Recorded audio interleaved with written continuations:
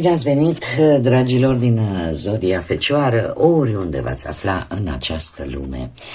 Ca de fiecare dată sunt încântată să fim din nou împreună la o nouă lectură, de data aceasta pentru a doua lună de primăvară, pentru luna aprilie a acestui an, așa că toți cei care aveți nu doar soarele, ci și luna, Venus sau poate ascendentul în Zodia Fecioară, această lectură este de asemenea și pentru voi.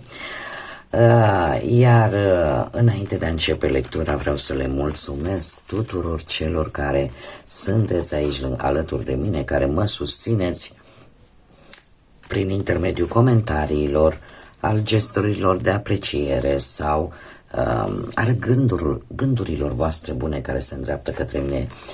Așa că mii de mulțumiri tuturor, iar dacă sunteți aici pentru prima dată, vă urez un călduros bun venit.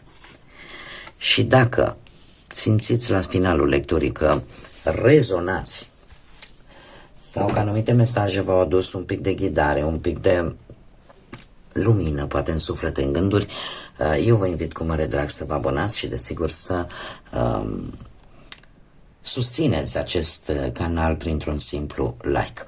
Atât abonarea cât și like-ul sunt gratuite, așa că unicul lucru necesar este decât dorința fiecăruia dintre voi. Bun, dragii mei, și iată ne ajung și la luna aprilie.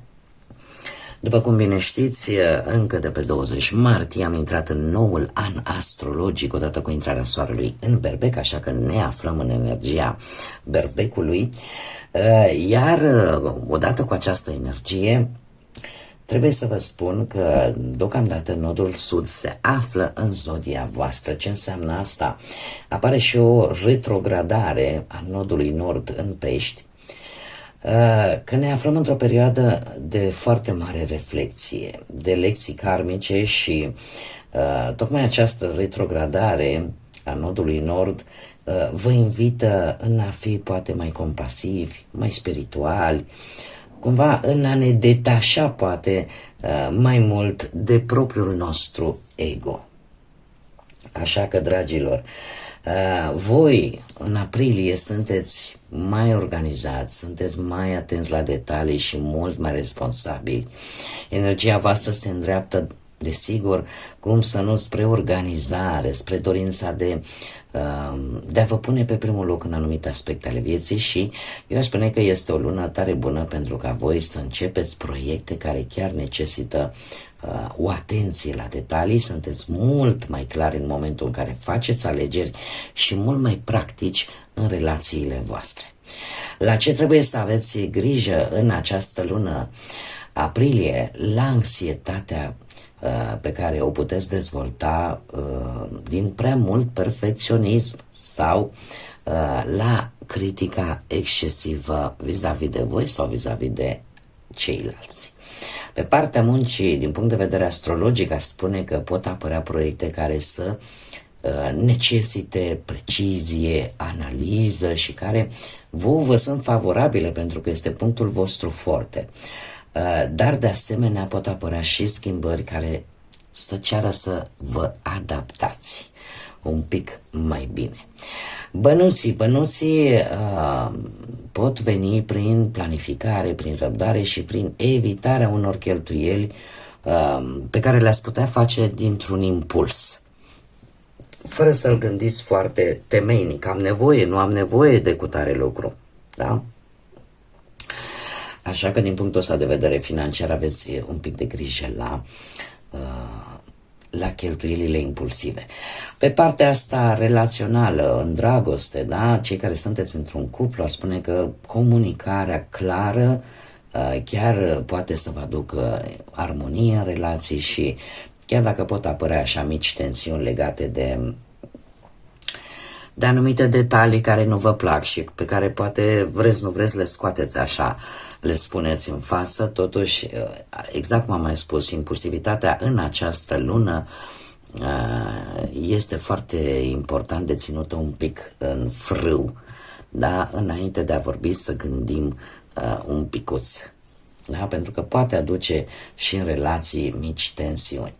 Cei singuri, să știți că veți fi mult mai selectivi și mult mai atenți atunci când e vorba de începerea unor noi relații, Și asta ce să vă spun, asta așa pe general sunt influențele energetice cu care vine această lună aprilie, prin faptul că sunt foarte multe planete, sunt destul de multe aspecte astrale care au legătură cu zodia Berbecului și energia asta puternică cu care vine această zodie de foc.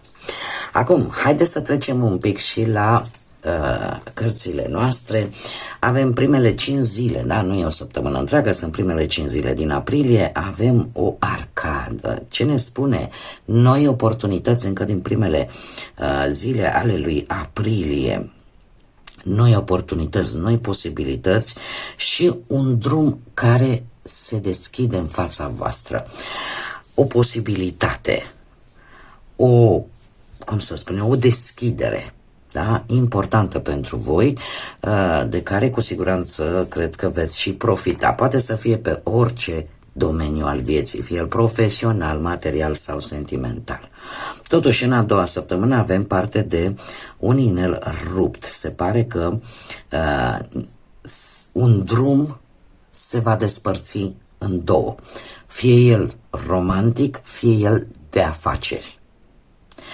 Aici ori o înțelegere se va strica, se va rupe și poate să aibă aceste două conotații, ori romantice, ori legate de cariera voastră profesională. Vezi, aici se va rupe ceva. Ce interesant aici, avem în a treia săptămână un personaj tânăr, masculin, care va avea o importanță pentru voi sau va avea legătură cu o situație importantă pentru voi. Deci o energie masculină tânără. Și ultima săptămână din aprilie vine cu clopotul, care face un anunț important pentru voi. Deci veți afla ceva important în ultima săptămână din aprilie. Un anunț foarte important pentru voi. Haideți să vedem și care este energia voastră generală. Ia să vedem ce avem aici. Avem numărul 37. Păstrează-ți standardele înalte. Cunoaște-ți valoarea, cunoaște ceea ce tu meriți. Aș spune cu alte cuvinte, cumva veți ști cât valorați și nu vă veți coborî cumva standardele, da? Nu mai faceți acele compromisuri care voi simțiți că vă trag în jos. E ca și cum te-ai respectat tu pe tine. Cam asta este energia generală pentru voi, dragilor din Fecioară. Avem numărul 37 sau numărul 10, care posibil sau nu să vă spună ceva clar, are un mesaj pentru voi și anume faptul că sunteți doritori să creați, sunteți doritori să vă exprimați, dar nu oricum, ci prin cunoaștere, prin faptul că vă dezvoltați foarte mult înțelepciunea.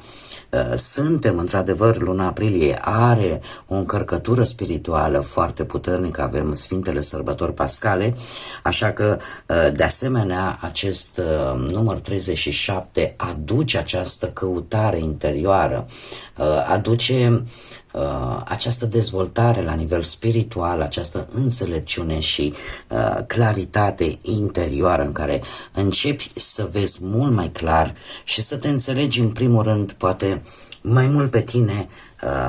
Știi cum e că prima oară trebuie să ne cunoaștem noi pe noi și abia pe urmă să începem să-i cunoaștem și pe ceilalți. Dar sunteți hotărâți să vă păstrați, să vă țineți vibrația ridicată și să nu mai faceți tot felul de compromise așa, oricum și oricui. Haideți să vedem ce ne spune și tarotul, ce vine pentru dragii mei din Fecioară în luna aprilie. Să vedem.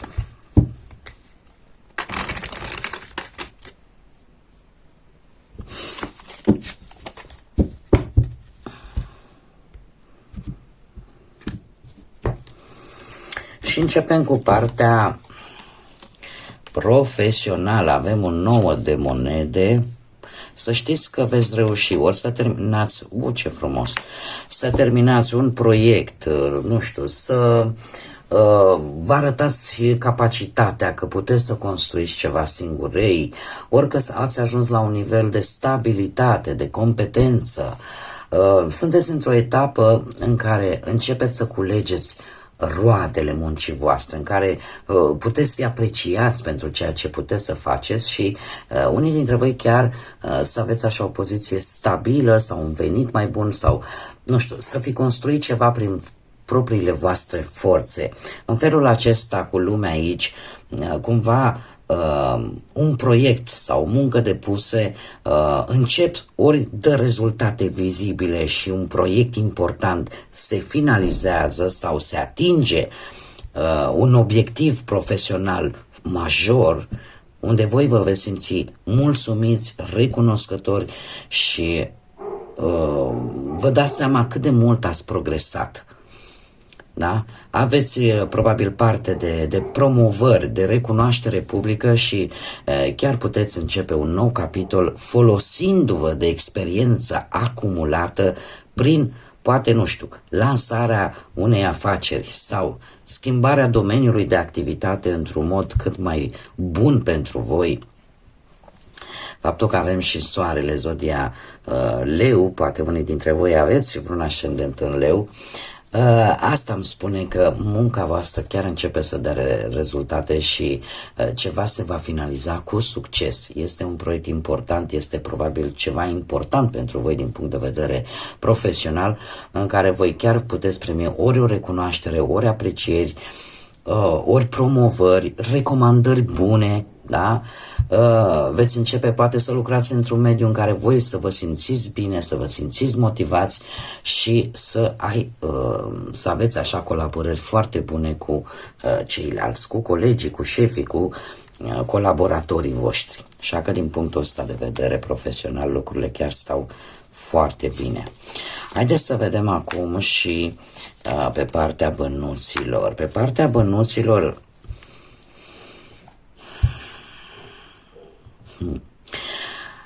trebuie să vă spun ceva și asta intuitiv vă spun. Nu știu dacă voi credeți că aveți niște economii undeva, că e într-un cont, că e sub saltea, că e indiferent cum.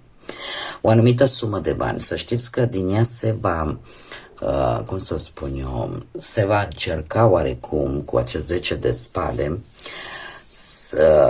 ori că veți fi voi nevoiți să-i cheltuiți într-un mod neașteptat, ori că se va pierde o anumită sumă de bani, ori că se va pierde ceva dintr-o investiție.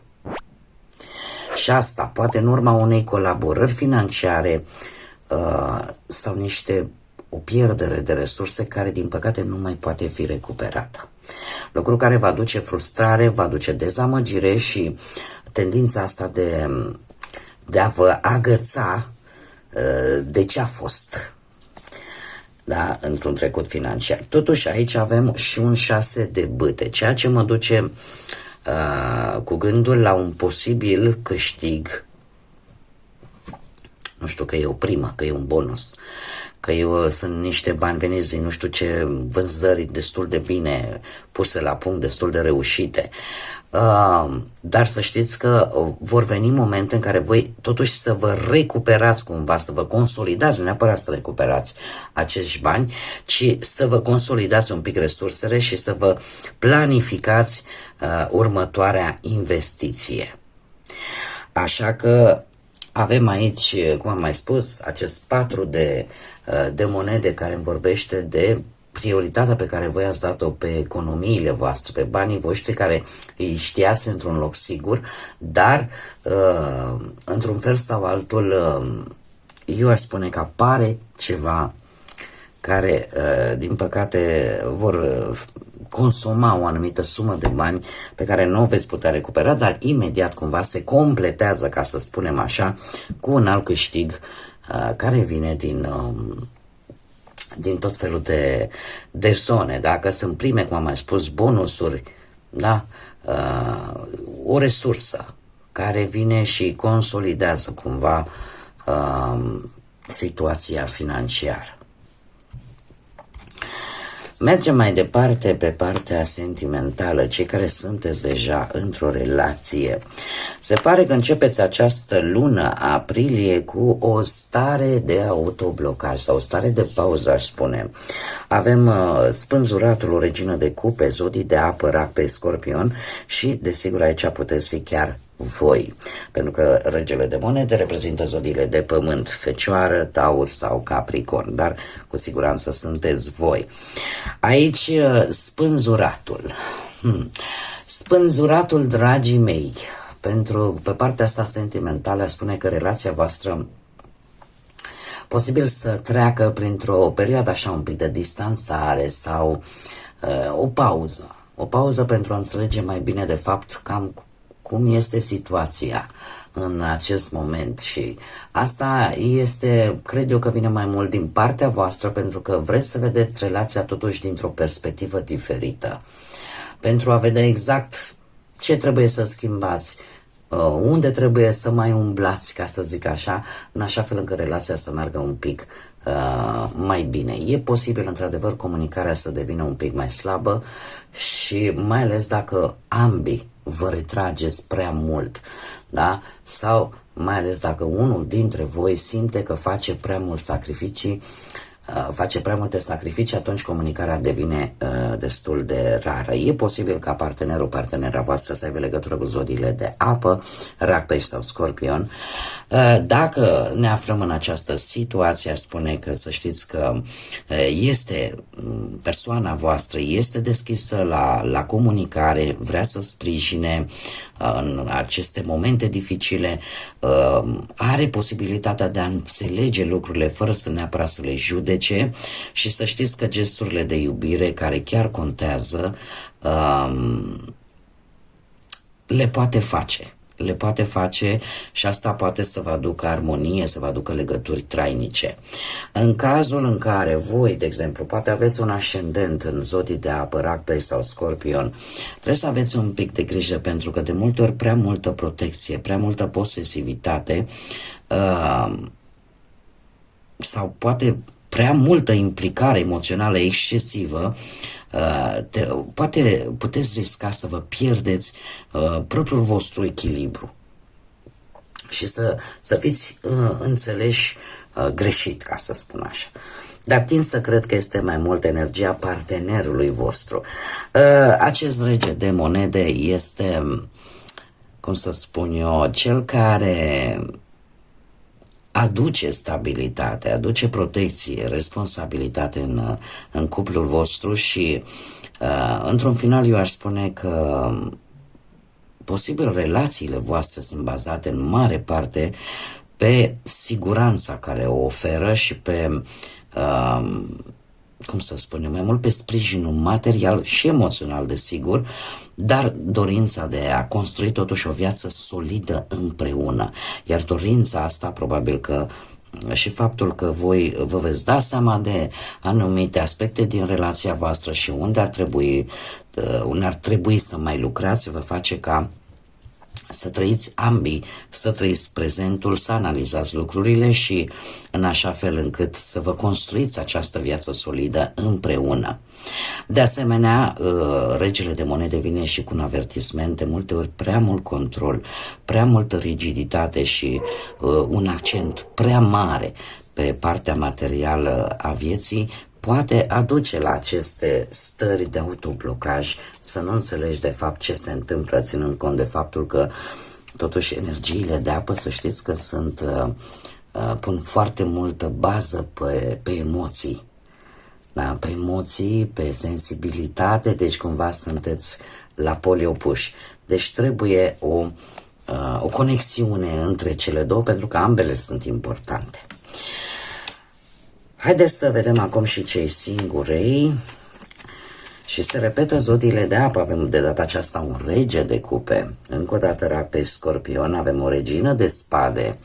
Zodii de aer, Gemeni, Balanță, Vărsător și un as de spade. Dragii mei, cei care sunteți singurei în această În această lună pentru voi se pare că veți atrage relații stabile și chiar serioase.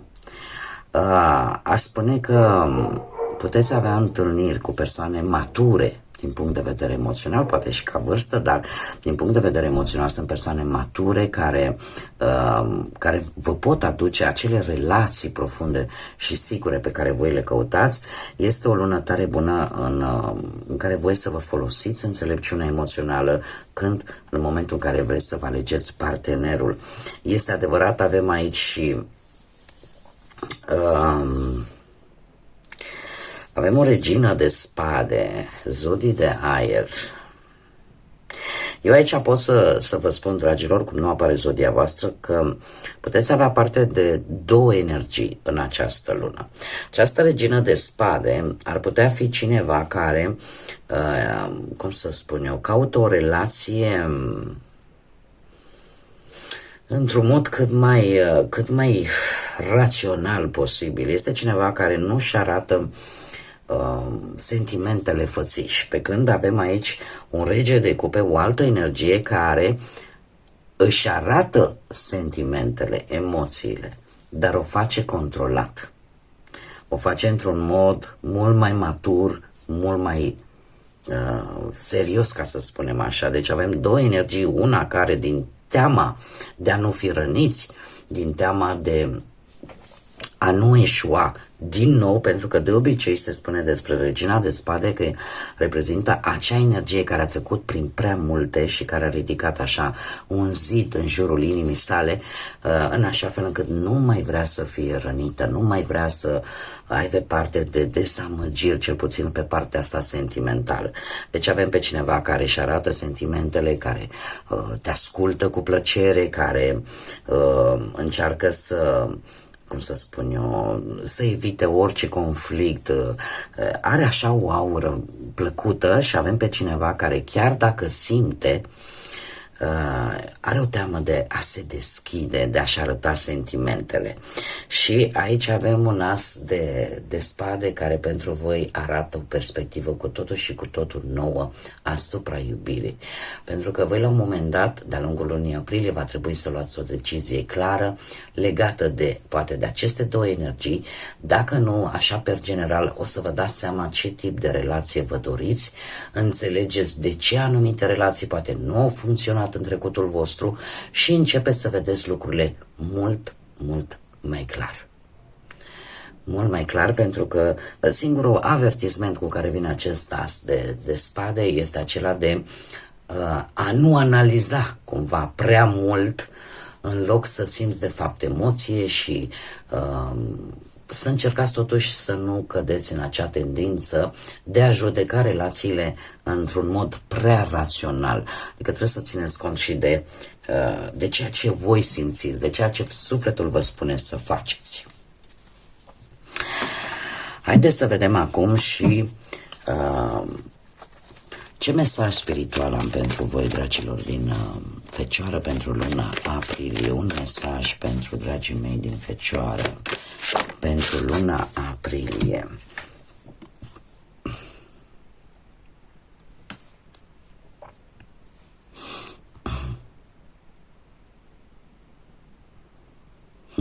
De fapt, este un mesaj care spune că indiferent de ce ai făcut până acum, nu mai amâna. E momentul să nu mai amâni.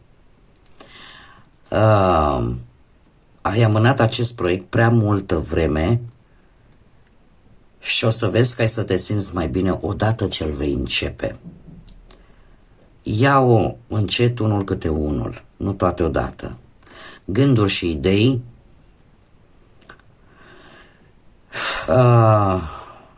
atâta timp cât nu pui acțiune, ele vor rămâne în așteptare, așa că poți face acest lucru. De fapt, în mare parte este vorba de acele situații, de acele hotărâri, de acele alegeri pe care le-ați tot amânat de-a lungul timpului, în ideea că poate, nu știu, nu sunt pregătit acum, sau hai lasă că îl rezolv mâine, sau lasă că merge și așa.